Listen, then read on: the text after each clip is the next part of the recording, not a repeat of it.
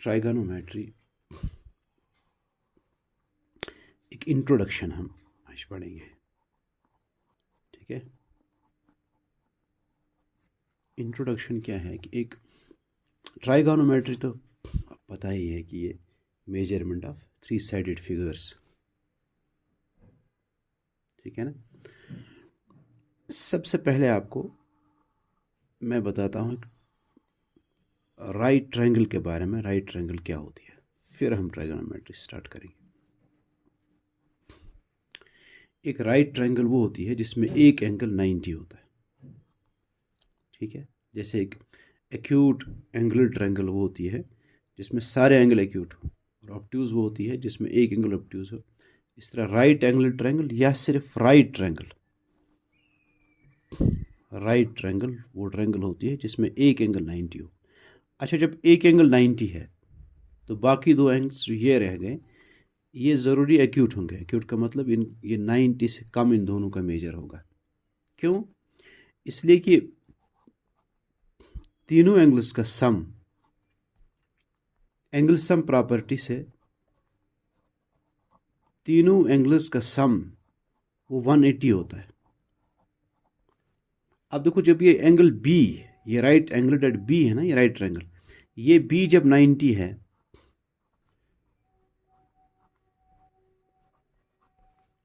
और अब मुझे बताओ 90 तो यही एक है, तीनों का सम वो 180 है, उसमें से 90 ये अकेला है।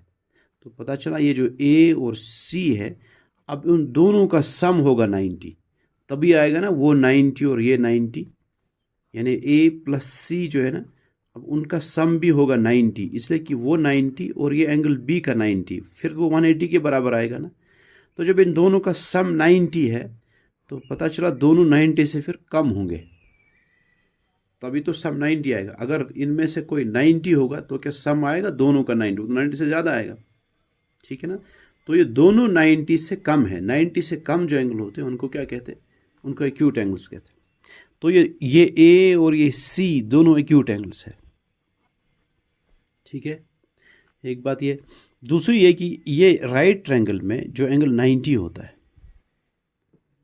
जो एंगल 90 होता है उसका जो अपोजिट साइड होता है वो, उसको हम कहते हैं हाइपोटेन्यूज, ठीक है। उसको हाइपोटेन्यूज कहते हैं, और वो लॉन्गेस्ट साइड होता है, लॉन्गेस्ट साइड ऑफ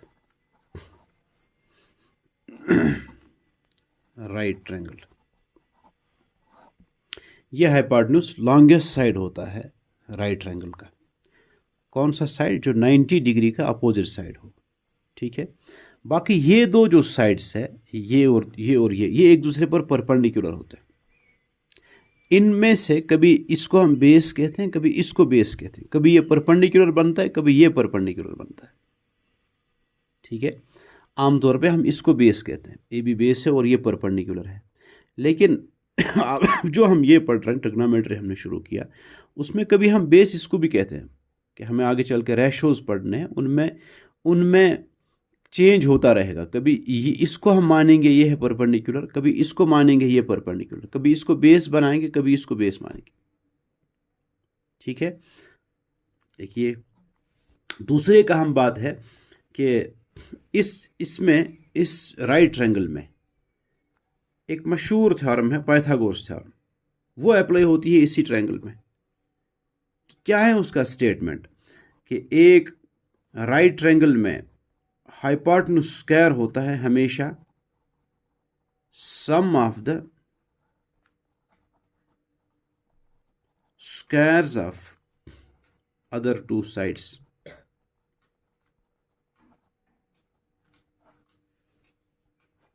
कि एक राइट ट्रायंगल में हाइपोटेन्यूज जो होता है उसका स्क्वायर होता है sum of the squares of other two sides, यानी हाइपोटेन्यूज इसमें AC है, उसका जो स्क्वायर है वो बराबर है इनके स्क्वायर्स का सम, AB square plus BC square, या BC square plus AB square.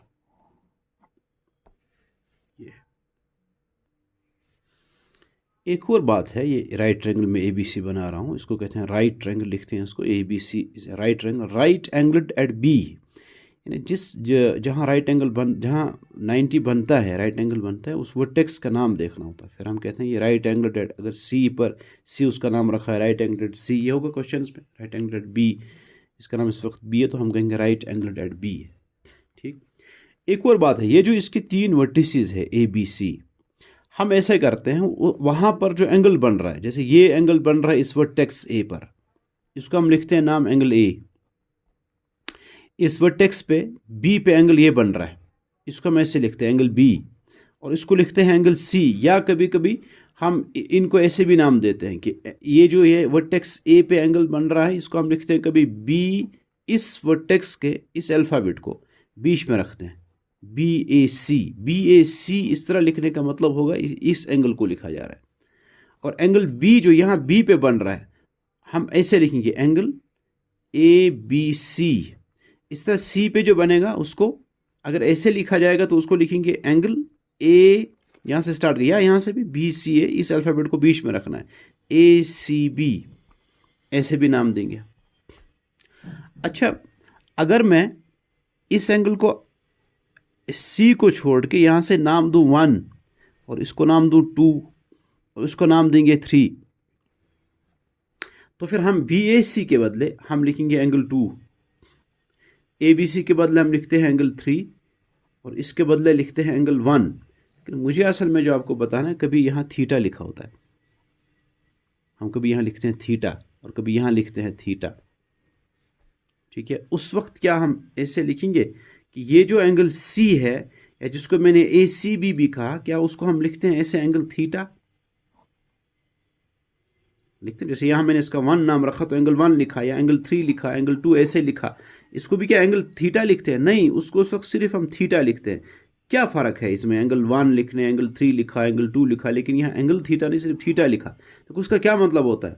मैं जब 1 लिखता हूँ किसी ट्रायंगल में, किसी भी राइट ट्रायंगल ना हो, कोई भी ट्रायंगल हो, मैंने जब यहाँ इस एंगल का नाम 1 रखा, नाम रखा 1, तब मैं इसको लिखूंगा एंगल 1। लेकिन अगर इसका मेजर दिया हुआ है, मान लेते ये दिया है 60 डिग्री है, तो उस वक्त मैं एंगल 60 नहीं लिखता हूँ, उस वक्त मैं लिखता हूँ कि ये जो एंगल बी है ये बराबर है 60 के, यानी 60 इसका मेजर है। आप समझिए, बराबर है 60 की। इसी तरह यहाँ ये जो थीटा हम लिखते हैं, ये हम उसी मेजर के बदले में लिखते हैं कि इसका मेजर है थीटा। एक तो नाम होता है, नाम हम रखते हैं 1 2 3 4 या आई एक्स के भी रखते हैं, लेकिन यहाँ जो थीटा है, थीटा का मतलब नाम नहीं होता है, थीटा का मतलब मेजर होता है। नहीं मालूम क्या है इसका मेजर, हम जनरली लिख देते हैं चलो इसका मेजर थीटा है। तब जब मेजर जो होता है, मेजर के साथ ये एंगल नहीं लगाया जाता है, मेजर सीधे बताया जाता है कितना है, 30 है 40 है, चलो इस वक्त नहीं मालूम है, थीटा है। कभी एक्स भी रख सकते हैं, कभी वाई भी रख सकते हैं। ठीक है, इसलिए इसके साथ एंगल नहीं है। ये बात समझ में आई अच्छी तरह आपको?